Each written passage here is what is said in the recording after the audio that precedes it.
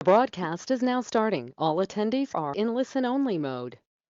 Good morning, everyone. Happy Thursday, and thanks for joining us for this morning's webinar. 2020 Pipes Act, Section 114 deadline is fast approaching. Are you ready? I'm Marissa Davis, and I'll be facilitating this morning. So today we have our regulatory guys on the line to discuss the self-executing provisions of the Pipes Act and the requirements of operators come December 27th of this year. We will save questions for the end of the webinar, so please submit them through the question box here on GoToWebinar, and at the end, we'll be happy to answer them for you.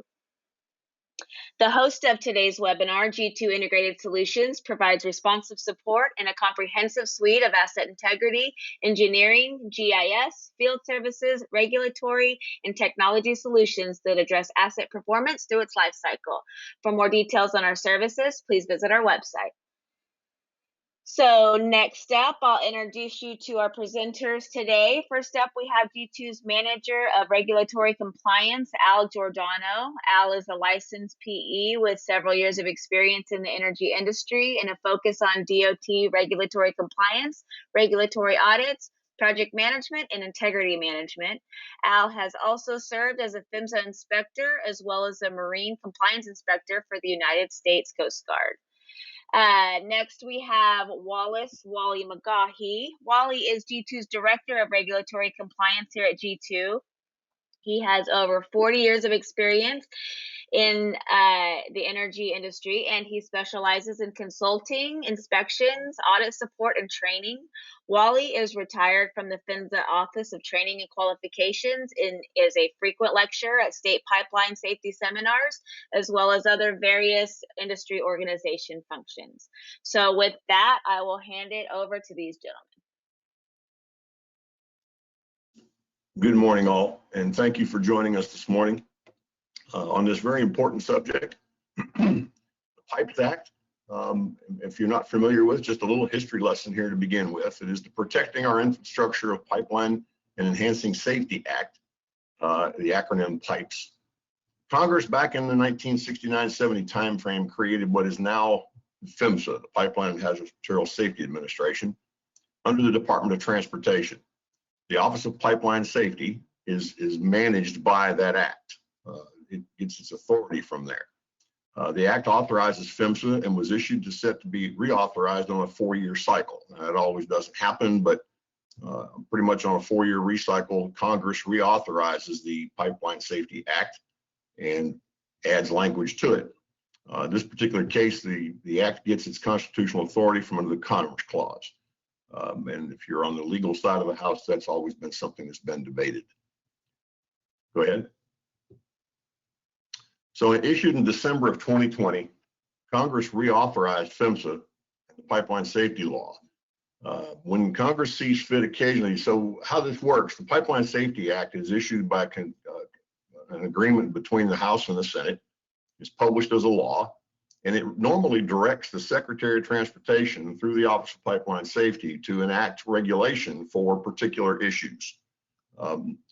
Certain matters that arise during the time period that the law is in place, Congress will address those things through the representatives there and have language put into the law that directs the Secretary to do that. But occasionally, Congress will, based on their own opinion, issue what's called a self-executing mandate. In this particular case, Section 114 of that act is exactly that. It is a self-executing mandate. It does not require any regulation to be written in order for an operator to comply with it.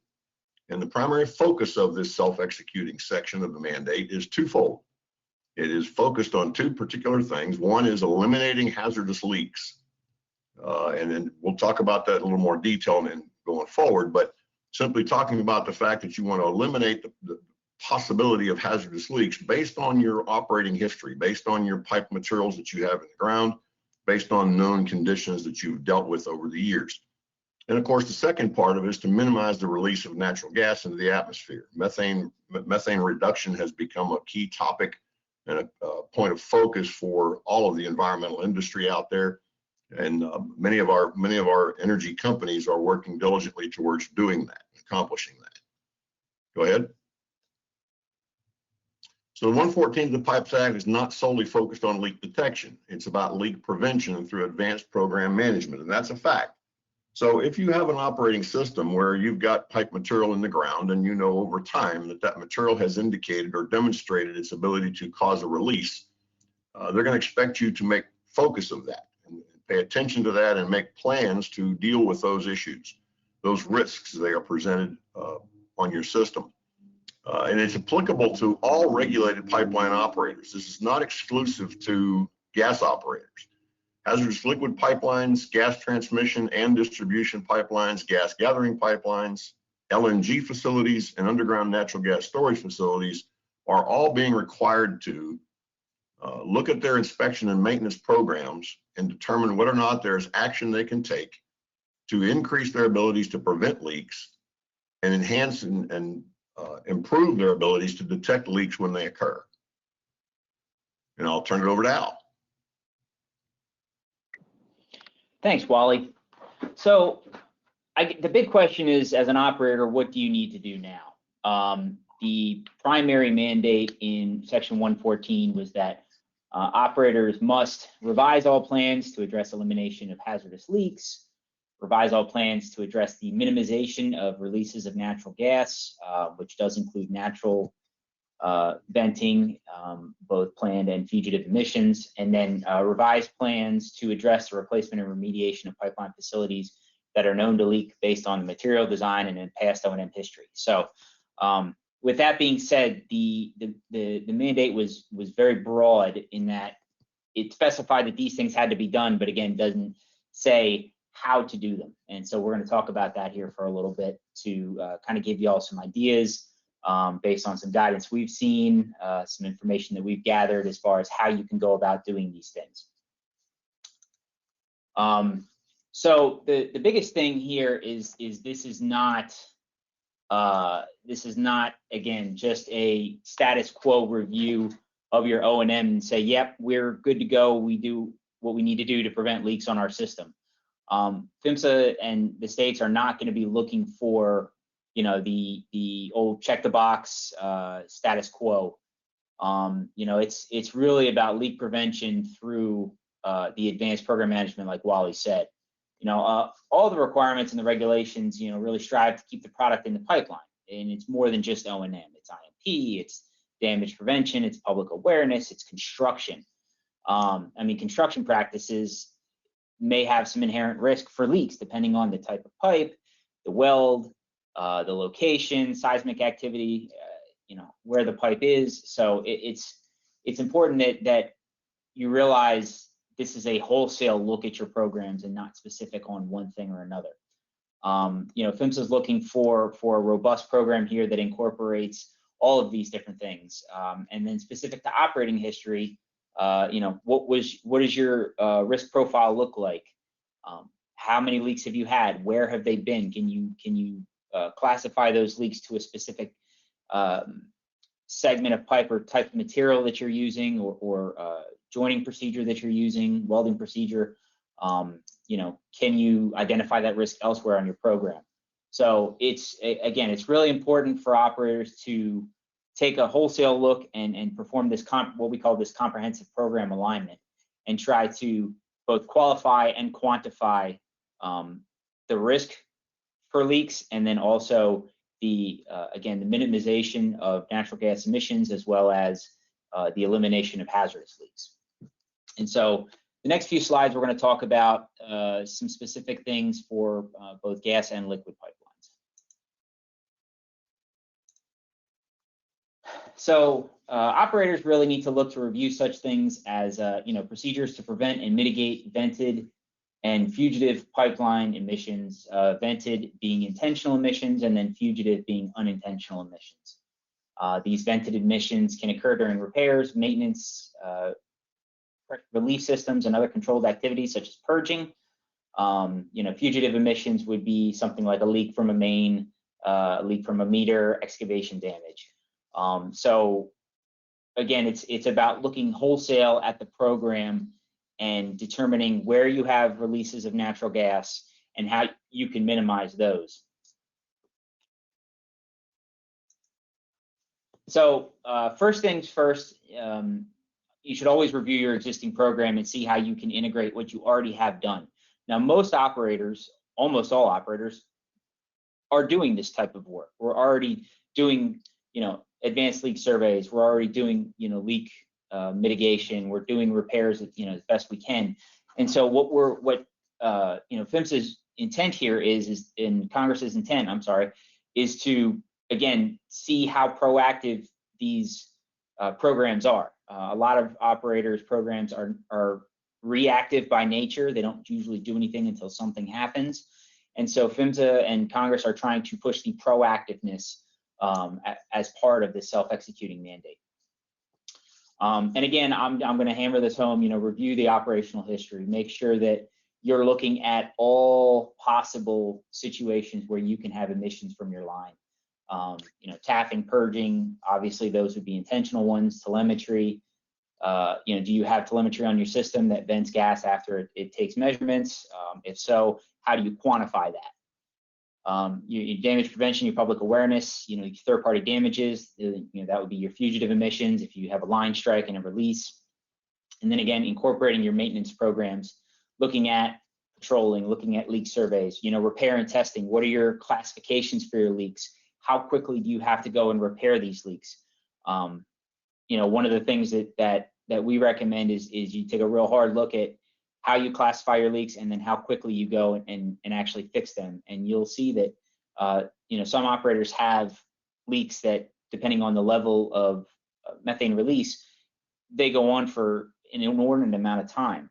And so PHMSA is looking to try to get some of that stuff taken care of and eliminated to really buckle down on how much methane is being released. And again, so some recommended initial plan updates. Again, the leak mitigation, review your leak mitigation plans, review your leak repair plans, regardless of severity, try to implement some procedures that ensure that leaks are repaired as soon as possible if you're not already doing so. Consideration for increased leak detection patrols in areas which have higher occurrence of leaks. So if you have operational history that demonstrates that you have leaks in this location of line or on this type of pipeline with this type of material, consider increasing your patrolling and your leak surveying in those areas. And then again, review your telemetry to determine ways to minimize the venting of gas if possible. If not, see if you can quantify that and then develop a plan to start to minimize those releases of gas. As far as the fugitive emissions, you really need to evaluate your third-party damages, and then again, going back to your leak history and leak survey. All right, so where do we go from here, right? Future planning. These are some of the things that we've considered as far as looking, being forward-looking, again, being proactive. Evaluate the need for additional leak detection capabilities. What are your leak detection capabilities now? How do you detect leaks? Can you develop the program to become more robust to, again, minimize these leaks or detect them faster? Development of a comprehensive searchable leak database. If you're not already doing this, how are you tracking the leaks that are on your system, where they're at, how long they've been going on for, what repairs you have done or are scheduled to do? Try to find a way to develop that information into something that you can use to, again, be more proactive at identifying and mitigating these leaks. Differentiation between below ground and above ground leak detection and repair. How are you, above ground leak detection? Obviously, if we're doing leak surveys, we've got sniffers. Below ground leak survey, are you looking at ILI data, potential areas where you may have, an anomaly on the line that may result in a leak down in the future? Again, that's IMP stuff. It's already being done for the most part, but how are you, again, incorporating that into your leak detection program? Identify your trends in your programs. Again, it goes back to that leak database, those metrics that you're looking at. Where are you seeing things happening? On what type of material are seeing them happening? Is it transmission? Is it distribution? Do you have, trees that are leaking? How can we, again, improve our programs by leveraging data to make better decisions. And again, it's an extension of what most people are already doing, but it's more in the vein of, okay, now we're being proactive to prevent these leaks. So one that's interesting that we thought about was consideration for participation in industry initiatives. And we'll talk about the AGA white paper, which was very well written. I recommend everybody reads it if you haven't had a chance to take a look at it. It really gives some great considerations there. You know, there's a lot of industry initiatives where companies are pledging to reduce their emissions by a certain date. You know, consider participating in those. And then setting goals, right? Setting a BHAG, a big, hairy, audacious goal.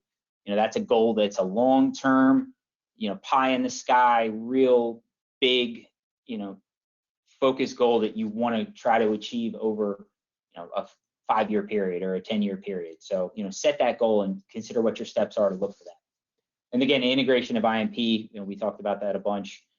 Use the data that you have from your IMP to help facilitate these decisions and be more proactive. So for liquid lines, it's the consideration for the requirements are similar, but they're a little bit more varied, right? Primary focus for liquid operators is elimination of hazardous leaks. You know, again, reviewing your programs and procedures for your impact to leak detection, reviewing your materials, construction and design, your existing systems, and then the evaluation of repair, remediation of segments of line that are known to have leaks.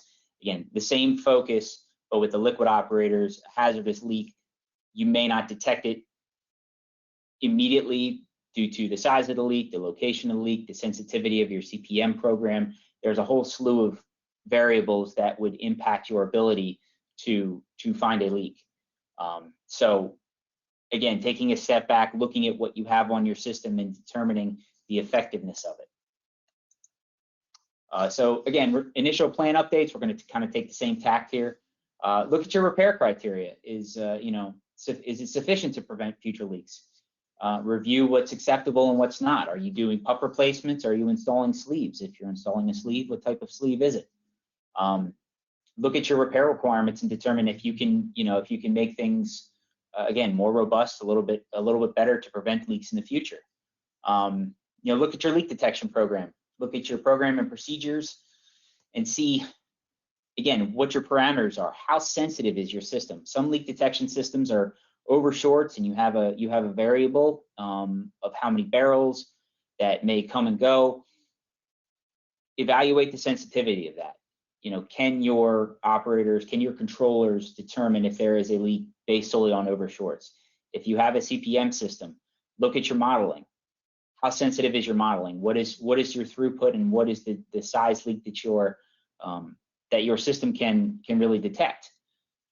You know, look at your processes for investigation and remediation of leaks. If there's an instance where a controller notes that there's a problem, how quickly is somebody going out to look at it, or how quickly are we going out to determine what the cause of that leak is, and then how quickly are we remediating that issue?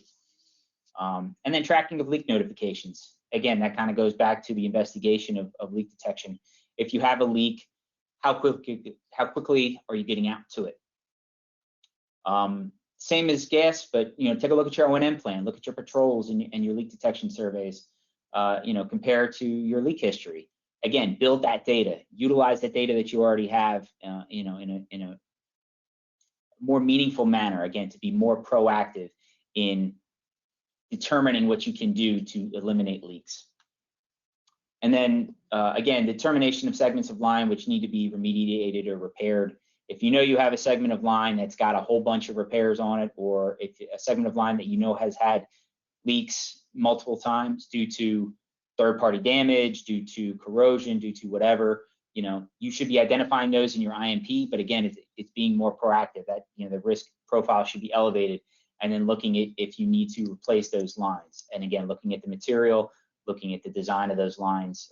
You know, how old is it? How quickly can we remediate these issues? And so for future planning for liquid operators, again, consider plans for improvement of your leak detection system, as well as compliance of requirements in 195.444 for leak detection. So 195.444 does require that operators do have leak detection capabilities on their pipelines by a certain date. depending on the date of install, there is a requirement for date of having a leak detection system on your line. And then if you have a CPM system, there is additional requirements for that CPM system. Again, similar to gas, build that program to track your leaks, identify your trends, and develop your metrics. There's so much data out there that we can leverage to make better decisions. And that's one of the key points to this mandate is Congress wants operators, again, to be more proactive. And the best way to be more proactive is to really look at the information that you have and figure out where you can get better. Look at your consideration for improvement across all your facility types. Look at your tank farm operations. Look at, again, pipeline operations, valve types, locations. You know, if you know you have issues in a certain location due to, again, corrosion or whatever situation may be occurring, how can we fix that? How can we make that better? And then always, again, integration into your IMP. You get so much data from IMP. It's ridiculous, but you know, how proactive are we with using this data? So what's next for this mandate? So PHMSA has indicated that the 2022 inspection cycle will contain questions related to compliance with this. So be prepared to be asked questions during your inspection on how you're complying with Section 114.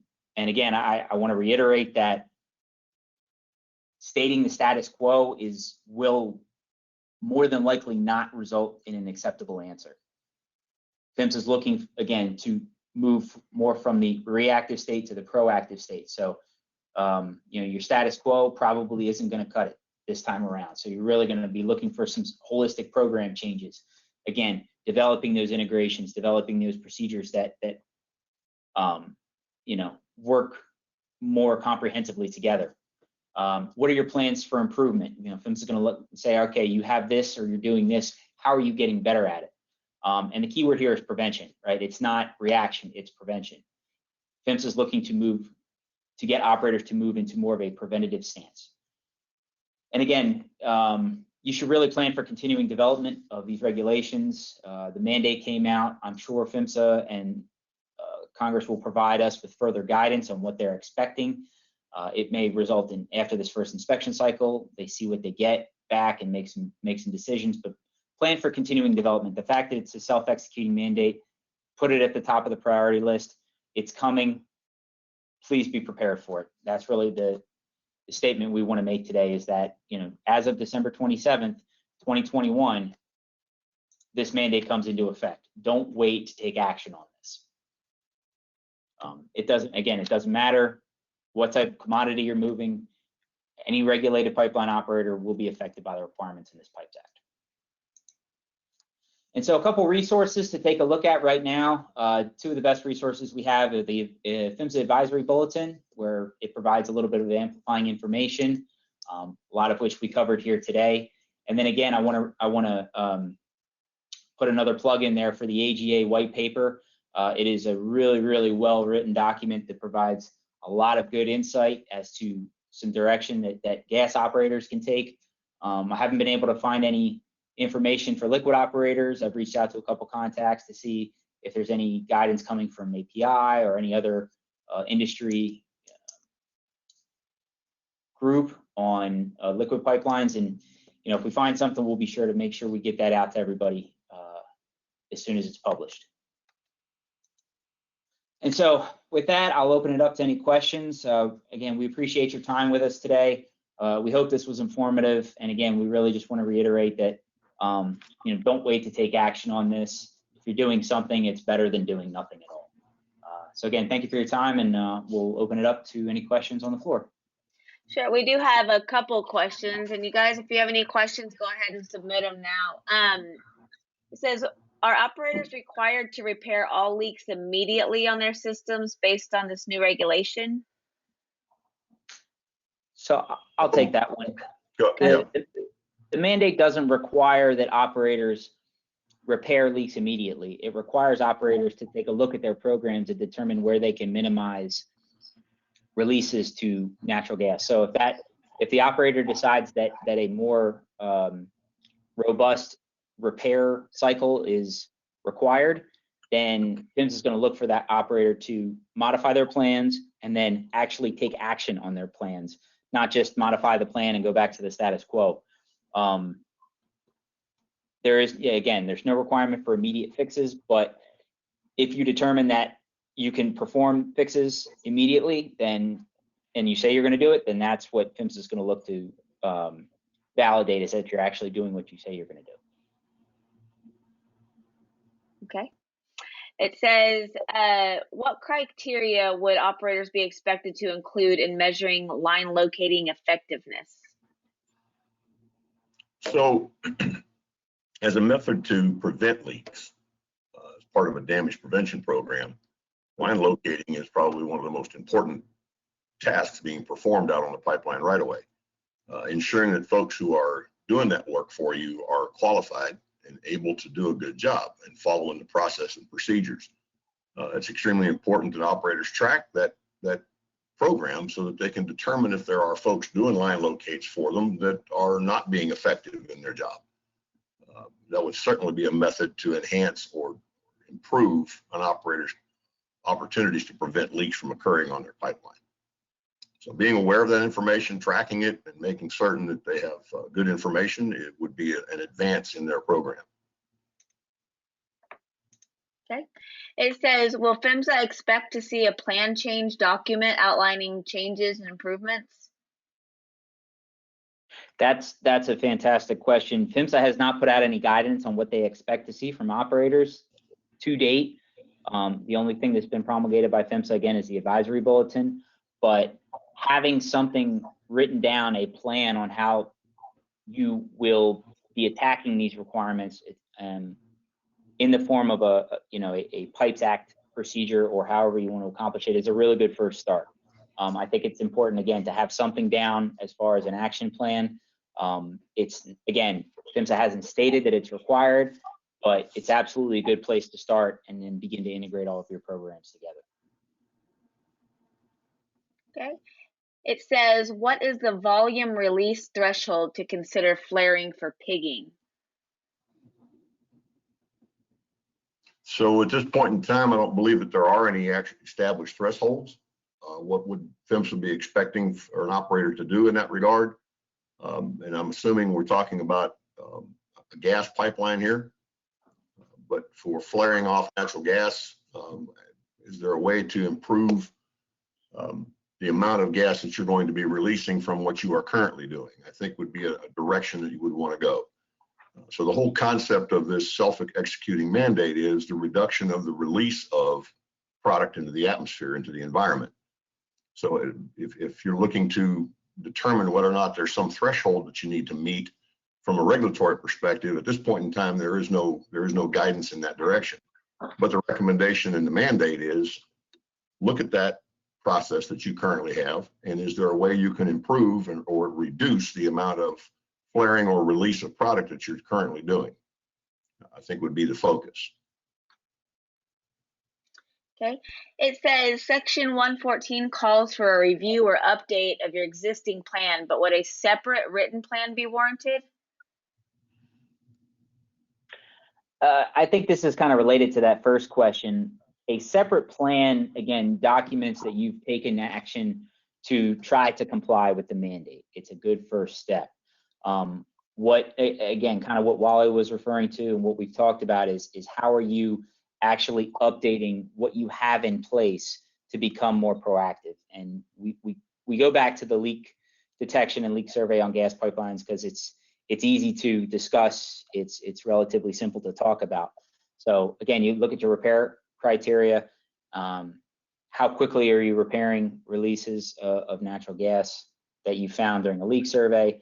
It's little things like that. If you believe that it's appropriate to put that in a written plan that is separate from your O&M manual, and you believe that you can execute to that, then that's a great start. There is no requirement for a separate written plan, but if you want to document what you're, what actions you're going to take and kind of the track that you're going to take in order to, again, revise your plans and develop your plans as part of the normal review cycle, and then get better at it, identify some of the thresholds, identify goals. I think that's a really big thing that I don't know if we've emphasized enough, is come up with some goals, come up with some measurables that you can say, hey, we're really working towards this. And again, you set a goal. It's not a regulation, but it's something you're trying to work towards. And I think that's one of the keys here, is that we're looking to get better. And how are we getting better? You know, setting goals is a great way to start. I'd just like to add. Go ahead. Yep, go ahead. I'd just like to add a comment, folks, to understand this. PHMSA has made it perfectly clear in a variety of conversations, and you can kind of read between the lines. One of the things is for certain that claiming your annual reviews of your programs that are currently being required by the regulation as the answer to this self-executing mandate, you will be found lacking.